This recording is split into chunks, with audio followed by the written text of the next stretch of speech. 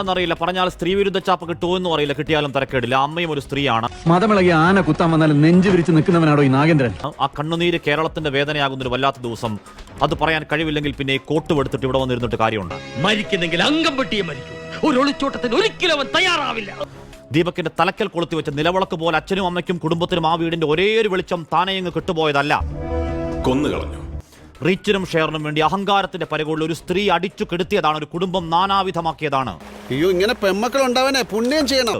ഇവിടെ പ്രശ്നം അതല്ല.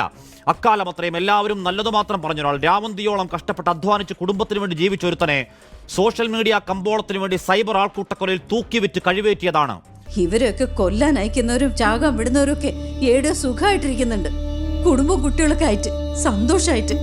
ആദ്യമായിട്ടൊരു വീഡിയോ എറിച്ചില്ല, പിന്നെ ആ സ്ലോ മോഷൻ പല ആംഗിൾ എഡിറ്റ് ചെയ്ത് സാരോപദേശം തള്ളിക്കയറ്റിയ വീഡിയോ ഇന്നലെ അപ്പോൾ 27 ലക്ഷം പേര് കണ്ടെങ്കിൽ ഒരുത്തനെ പച്ചക്ക് വെട്ടിക്കീറി ഇറച്ചി കഷ്ണം വിൽപ്പനയ്ക്ക് വെച്ചതിന്റെ കൂലിയാണ്. തള്ളി താഴെ വീഴ്ച വീണെടുത്തിട്ട് വീണ്ടും ചവിട്ടാൻ വരുമ്പോ ഗതിയില്ലാത്തവന് കർത്താവേ ഉള്ളൊരു പിടിവള്ളി. കഷായം ഗ്രീഷ്മയ്ക്കും കൂടത്തായി ജോളിക്കും വേണ്ടി വാദിച്ചവർ ഇവിടെയും ഒരു ഹാഷ്ടാഗ് അവൾക്കൊപ്പം ഉണ്ടാക്കി ഇറങ്ങുന്നുണ്ട്. സ്ത്രീപക്ഷ കാപട്യങ്ങളെ നാണമുണ്ടോ? നമുക്കൊന്നും ആരുമില്ല.